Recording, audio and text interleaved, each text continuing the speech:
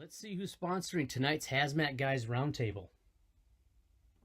Hazmat 101 Consultants. Hazmat 101 Consultants and their instructors can provide quality consulting and virtual or in-person hazardous materials training for your agency.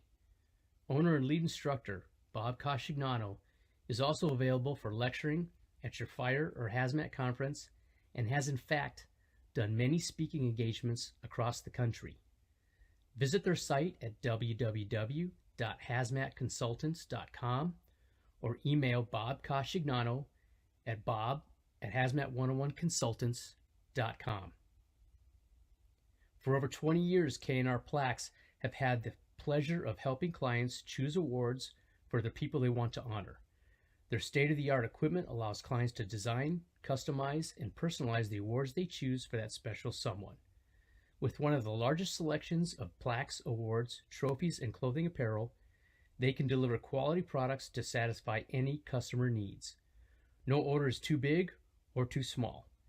Visit their website at www.knrplaques.com or email at sales@knrplaques.com. Responder Training. RTE is the leading company in delivering propane training along with emergency response equipment. Responder Training has many propane flaring kits, water injection kits, accessories, and replacement parts available. They also sell the only commercially available 1-inch propane flare kit, appropriately named the Dragon Slayer, because size does matter. Contact our good friend, owner-instructor Ron Huffman for more information. You can reach him at 765-524-4848. You can email Ron at respondertraining.rdh.gmail.com or peruse his website at respondertraining.com.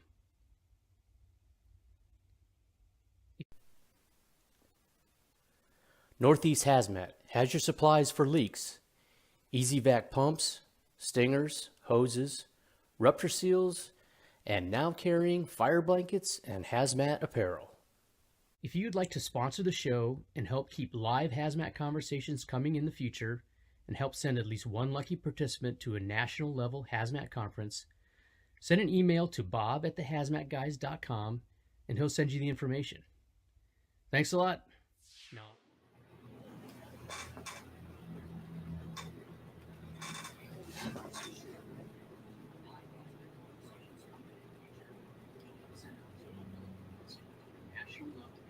All right, Mike, you got it. Hey, everybody! Welcome back to another roundtable. We are joined with Kosh, Jeff, and does Bobby have AIDS? Yeah, it's an uglier, balder version. Dude, the keto went too far. Keto went too far. Oh shit! I need to, before we get started, I want to apologize for this tropical scene I have behind me. This is not a green screen. I am part of an advanced team. That's all I can say right now. And I salute. Where might this be? Where is your advanced team located? Would it be tropical. south of Orlando? Way south of Orlando. South of Miami? Way south of Miami. North of Cuba? I can't tell. I can't say. That could put me in trouble with a bunch of black SUVs, maybe. I don't know. But I will say this. Forget lemons and lemon meringue pie. If you want anything, just go get some fresh limes. I do believe that is the key to it all. That could be the key, yes. Forget the lemons, kids. Go with the key limes. All right, moving right along. All right, and sitting in for Bob today, we've got Ben. What's going on, Ben? Not much. It's nice to be called up from the minors, you know?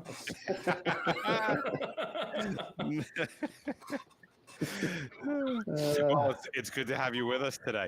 What the hell has been? I don't think there's really much that's been going on in the world. It's been pretty quiet. I don't think anything has happened at all in the past month. I did just Not read. that. I did just read an hour ago that on Interstate 85, it was shut down in all directions for a long time because of a tractor trailer. The tire blew, caught. It was carrying a bunch of settling tanks, I believe, and caught a bunch of them on fire. And big mess there in I think it was West Virginia or Virginia area. So be safe out there, fellas. Yeah. There That's might be breaking news right there. There you go. there might be a little bit of terrorism warning gear up happening. There's some like small minor scuffle happening somewhere across the world.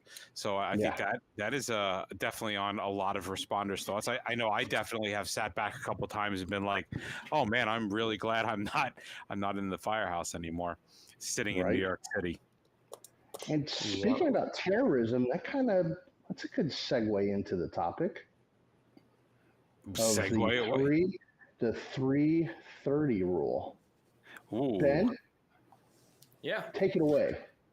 So the 330 rule started, I believe, somewhere around 1998, at least when it came over to the fire service. And the military said, hey, we've run some numbers, and we suspect that if you're wearing structural turnout gear, you have 3 minutes if you have line of sight of unconscious viable victims, or 30 minutes if you have victims that are up mulling around. And so everyone took the bottom line up front and ran with it. And I suspect, as we'll get into the discussion, a lot of people didn't read the fine print, and that led to some disagreements, and I guess we'll let it go from there. Yeah, they had in '98, like you said, that they came out with that, but that was more geared towards the soldiers on the battlefield. And like you said, people took it and ran with it. And unfortunately, what a lot of people, as you said, didn't read the fine print. When the IFF started to look into it, they said, well, wait a minute. We're talking about guys that are going into potential hazardous atmospheres that are not on a battlefield. They may end up, see somebody in a warehouse or whatever the case may be. But, you're comparing apples and oranges to some extent. And so the IFF put a big, push to stop that. And unfortunately, I know for me personally, when I go around teaching, I hear a lot of departments go, oh, we follow the 330 rule. And I'm like, we should probably dive into that a little more, because you may not want to do that for what you think it's good for. So. Yeah, one of the big pieces to it is that what happens at the end of 3 or 30 minutes. And the military deals with personnel a little differently than the fire department in terms of what happens to the people at the end of the operation, like what is acceptable and what is not acceptable. And so, for example, let me pull up here, make sure that I'm adequate, that basically it's at the end of that 30 minutes, you may be unfit for duty, as in your injuries might not allow you to ever go back to work. Lethal dose representing only 50% of the population. So half the population in the emergency response community would be okay, and the other 50% might not be okay. And so that's a big change from how the fire department works or a hazmat team works compared to the military. Well, did this take into account at all, like respiratory protect? Like, I'm just kind of curious, right? Because out in the military, I was never in the military, but I'm assuming you're in a battlefield. You don't necessarily have the best respiratory protection to throw on, versus like the first responders, which every firefighter has access to the best respiratory protection in the world. Was this strictly like contact through your clothing to your skin? This was assuming, I'm just reading to make sure I have it right, that it was firefighters' protective ensemble with self-contained breathing apparatus. But I mean the military version, when the military was doing these, were they anticipating like, okay, we're also having an inhalation hazard because our members are not well protected respiratory wise?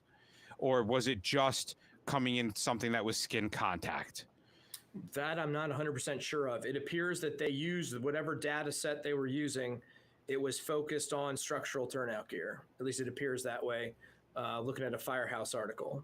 Okay. And I think they did specify mustard agent, but for Right. everything else, it was just general. And honestly, I think we know a lot more now. And vapor pressure, most of these materials are so, they're so low that it's not going to be this widespread, you know, the vapor cloud that's coming of what they thought perhaps what it was. And the other thing is this is really for, I mean, we're probably talking operations level people, because if the hazmat people are going to get there, we're not going to be in turnouts. We're going to, we're going to bump up our suits. I think it's a very, very archaic thing that, Well, probably. but honestly, it kind of gave a little bit more guidance than what's out there now, which is really just, it doesn't matter what it is, go get the person and then do a decon when you're emergency decon when you're done. Yeah. Yeah. And again, for most of the stuff that if we're dealing with some sort of, chemical attack, I mean, generally the stuff is just, it's like I said, the vapor pressure of it is so low, it's not even going to really bother us because our turnouts are really are pretty good source of protection for us. And they just keep getting better, honestly. So, I think the big thing is that people need to realize the limitations. You can't just use it to, run into a chlorine leak. You know what I mean? You can't just use it into running into a warehouse full of ammonia or, we have an ability to size things up a little bit better to make a decision whether we go or no go. As hazmat techs, anyway. Well, then how do we teach operations level people, right? Because we say that, right? And I agree with you 100%, Bob, but then when somebody raises their hand and they go, okay, well, I have an ammonia leak, there's victims down, like, do I not go in? And then we're like, no, by all means, go in. And they're like, yeah, but you just said that I can't go in, that it's different because it's ammonia, and that you guys have protection, I don't have protection. So where do we allow these guys, the operations, to go in to make a life safety when there's no meters, no ability for them to identify, no ability for them to understand the hazard? Like, at some point we're kind of telling these people just broadly, go in as far as a dead body, no further. Right. Well, I also think that some of this, and you pointed out, I think makes the 330 rule almost worse. If they're focused on a lot of stuff that has a low vapor pressure, the 330 rule is on stuff that's not coming out to get you. And so the two things you described, a chlorine release or an ammonia release, those don't have a low vapor pressure. They are actively coming to get you. But I also think that some of the things you brought up, how do we train these folks? I think that they need to learn how to use basic equipment. Like, is that a case for go until the wet pH paper on your face mask turns? Operations don't have that. Right. I mean, I'm sure there are some departments out there that maybe their operations guys has that, but I have yet to be in a department training where some engine company was like, oh yeah, we got these and we know what to do with them. And they're whipping out pH paper. Like, they're arriving on scene and there's a white cloud coming from a building and people are screaming that there's workers down. Well, I think then it's almost similar to a fire call. You look at the risk in front of you. You don't know if that floor is going to collapse. You might have some indication as to the size of the cloud. It's always going to be a judgment call. You don't always have the answers, I guess. But what tools do we give people to make that judgment, right? That's what I'm saying is if we don't have like a 330 rule to run off of, if we don't have something for them to kind of base an idea, then how do we give them the knowledge to be able to make that judgment call? Because we can't just have them do nothing, and we can't just have them go balls to the walls for no reason. Yeah. Oh, well, Mike, you make a good point. And what do you have? But that's the exact reason I believe that they give a operations class. Yes, yeah, yeah. So, but what is taught in that operations class that allows you? You're 100% right. Like this is the basis behind operations. So when the 330 rule breaks down, what are we teaching our firefighters? You know, like how are we justifying as instructors when you're in front of an operations class? How do you justify that to your students? What information would you give a unit showing up on scene? What knowledge would you give them to turn around and say, okay, this is where we go? So for example, for me, using the ammonia incident as an example, I would give them a couple very clear boundaries. Okay, go in as far as you can until you feel burning. If you feel burning, turn around. Go in until you are at an unviable victim, because if they're not viable, nothing's viable beyond that point, and then you're not in there for life safety. So we have to give them greater tools than just, okay, you got 3 minutes, go. So Right. Well, I what think information? and when I'm teaching operations class, it's really about where your biggest dangers are for take for example both of those products, chlorine and ammonia, and they don't understand so much that they're not maybe like transdermal things, that if this gets on me, is it going to cause a long-term problem? No, it's going to burn you. Yeah, you're going to have some issues, but as long as you have your respiratory tract Protection. Yep. protection, you have a lot of time to make some decisions, but realize you can't stay in there forever. First of all, if you're in a huge cloud, you want to make sure you're going to be able to get out of there. But I think it's the knowledge of the bad chemicals against the really bad chemicals. You know what I'm saying? I think this 330 rule, like Ben said, a lot of them they're talking about these Taboom, sarin, Soman, VX, mustard, and stuff like that. Which, again, like I talked about, if we have something like that and it's legitimate, we are not going to be there. We're not going to be at the tip of the spear. We're going to be backing off. Somebody's going to be saying, "Hey, we got this. You guys go do your thing. Thank you, but Yeah, thank you for your participation." but we might have to deal with the ramifications of somebody in going to make a rescue. Sure. Yeah. Correct. And I think it was. I don't want to name the department in case I'm wrong, but I think there was a large department up north that had an ammonia leak, and the guys went in to make a grab, and unfortunately, the person didn't make it. But they went into bunker gear and SCBA to grab them and pull them out. But they also knew right where that person was, if I'm not mistaken. Yeah, the incident, I believe you're talking about, if the place begins with a B, they actually were not able to make the grab, and there was a probie on that team, and they tried and they pushed, but they couldn't make it. And in kind of doing a rundown with the people on that team, kind of reassured them that, listen, if you are in as far as you can go and you're burning from like something like ammonia in bunker gear with your SCBA on, then that person's not, they're done. That person is not viable. It's like trying to enter a room that's already flashed. Like, I don't know what to tell you. Like you did everything you could, and your risk versus reward should at that point tell you this isn't worth the reward. There is no reward. You're just full risk. And I think a lot of it bottom line comes down to the initial officer on the scene sizing it up and being taught. And this is where we try to teach in our op stuff, is how to properly size a scene up. As you mentioned, you pull up and you have a white cloud coming out of a building, probably not going to be making a grab. I'm just saying. Versus, I have nothing. They're reporting the leak is in the back of the warehouse, and I have somebody in the office area that is unaccounted for. Those are the kind of things that we need to be teaching the company officers, everybody for that matter, but the ones making the decisions of those first arriving units, a better productive way of sizing it up on arrival.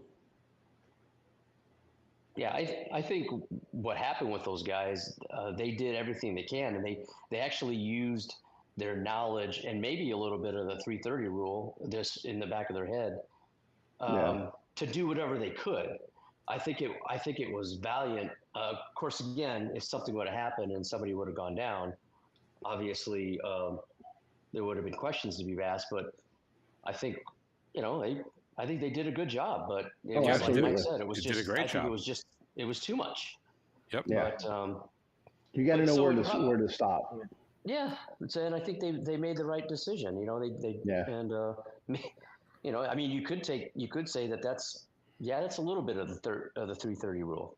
I mean, they did what they But could. if you use the buzzword that everything in NFPA, risk-based assessment, right? So teaching people how to better assess risk and predict outcome.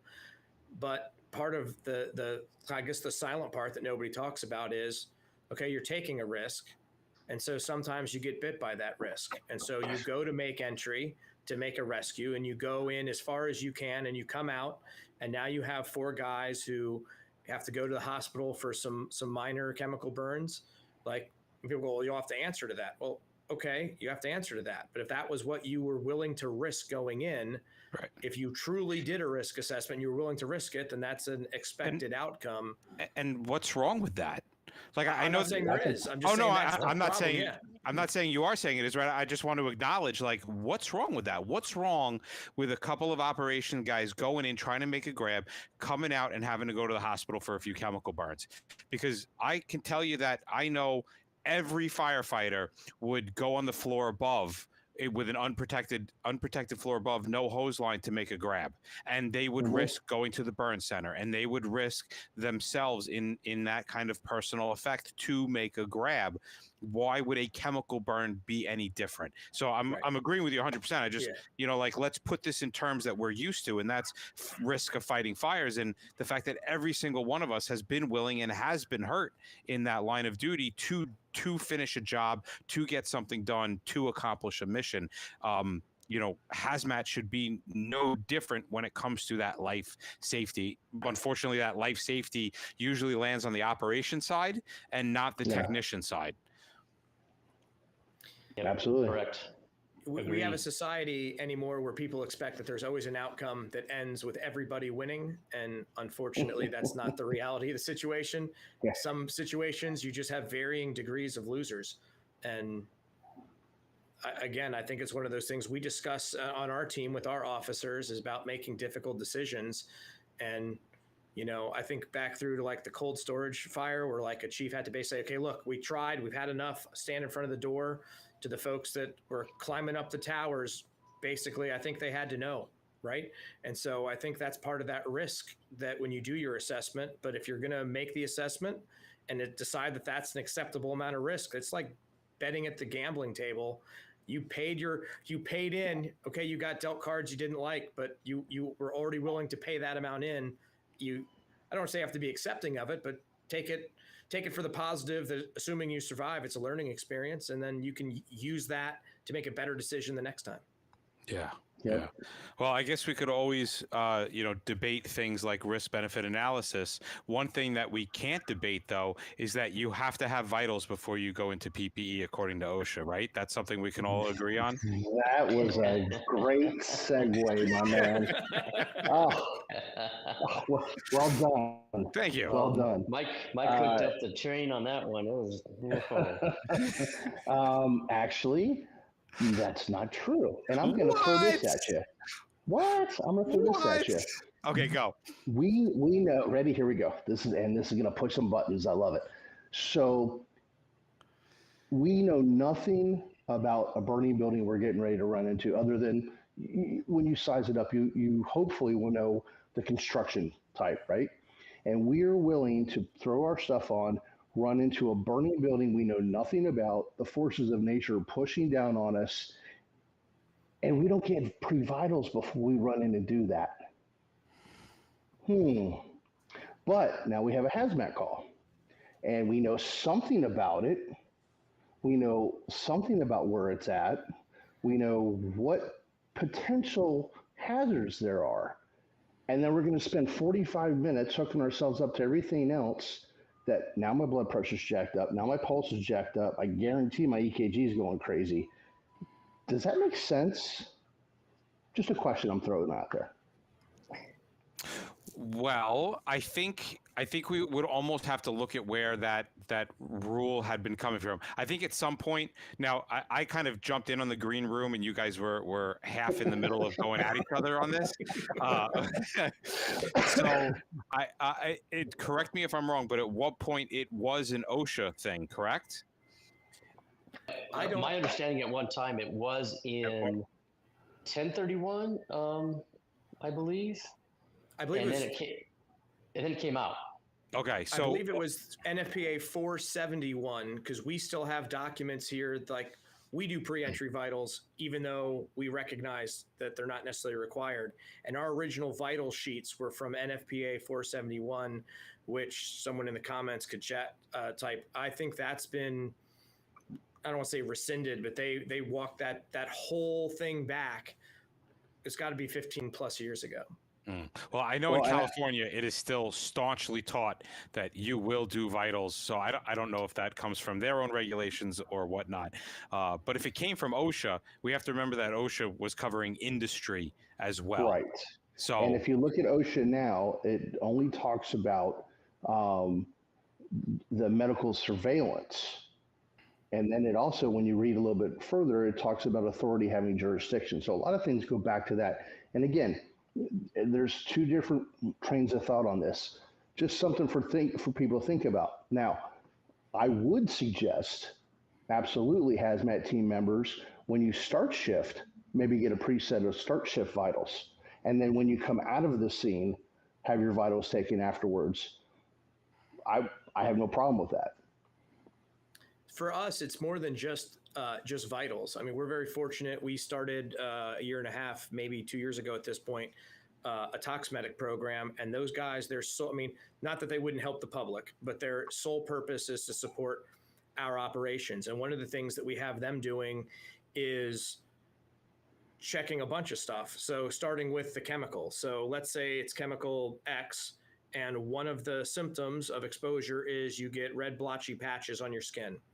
Well, one of the things they're going to ask is, of the entrance, do you have red blotchy patches on your skin now? Because if you do, we might not be able to tell the difference between what you have now and what you may have been exposed to.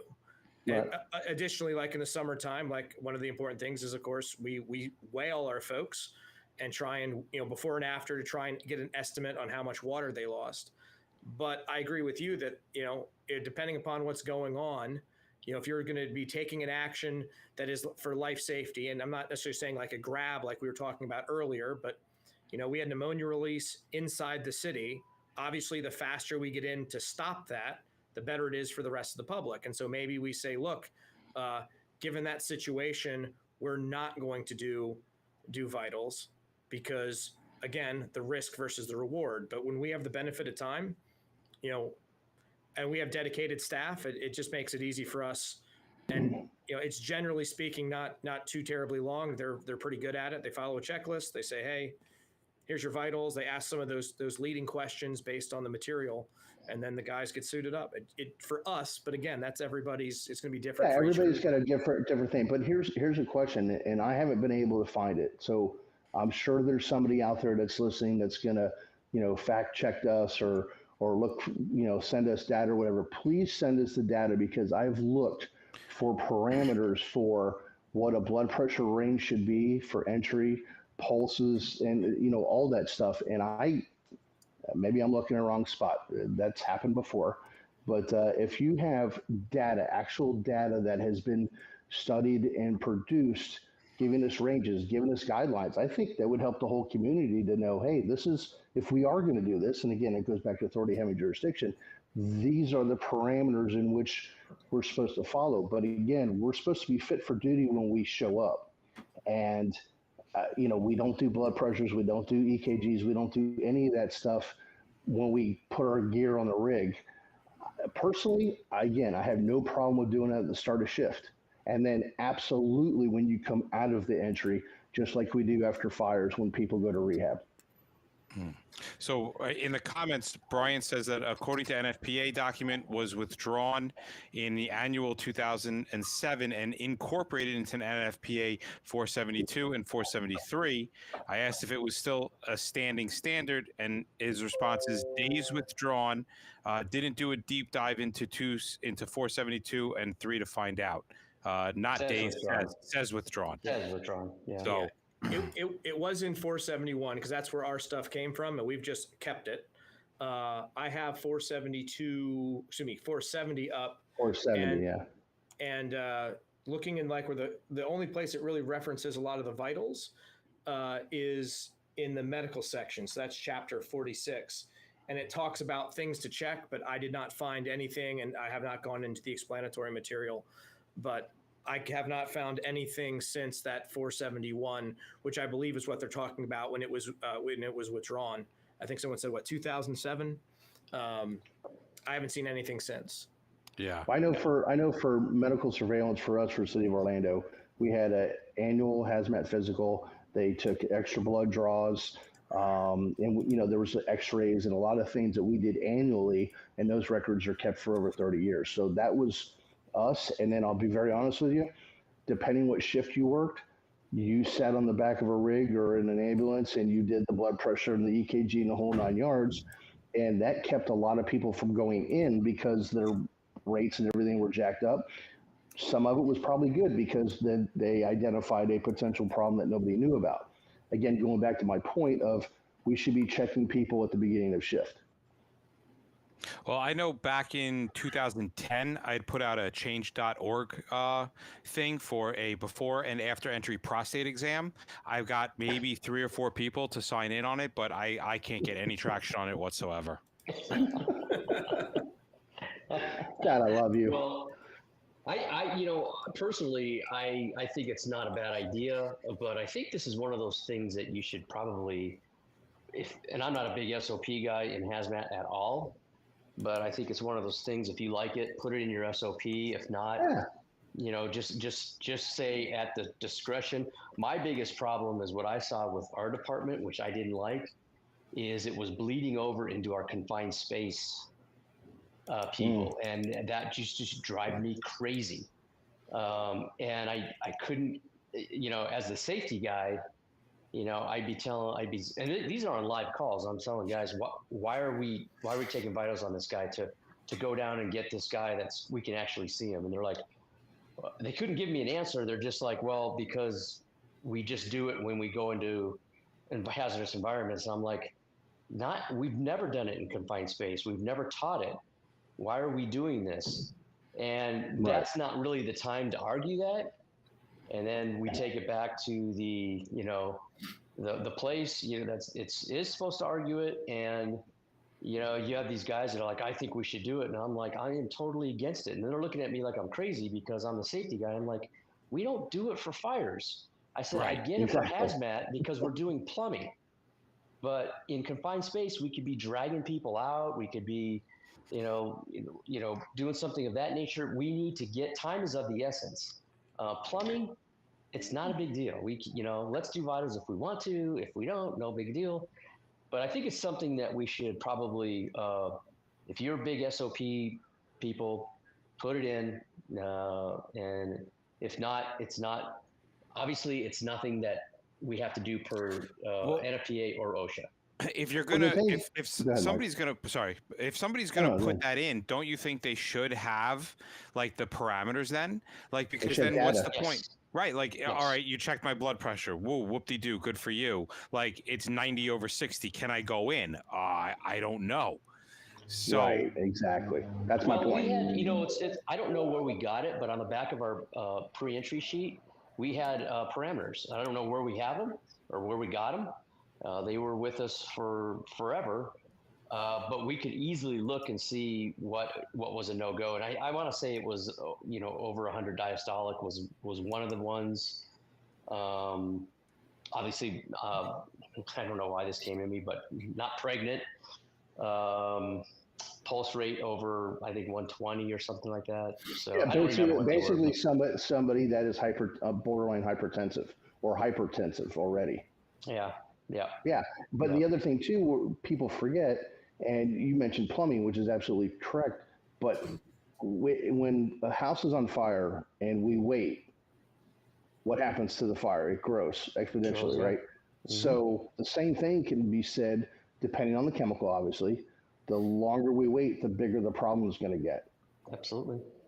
So that's kind of where my comparison between a fire and a hazmat thing was going. So there you go. But Well, again, I if definitely anybody's think got it's actual data, if anybody's got actual data, please email us, send it, because we'd love to look at it, and maybe we can help push that if that is in fact something that's been proven the way things are supposed to be in those kind of white papers and whatnot. I know that the Pennsylvania basic life support protocols have some information for rehab of firefighters, so that's post entry. And I also think that aside from the the initial entry, I think that looking at the change, I mean, it's no different than what we do with meters, right? Here's fresh air, here's a bump.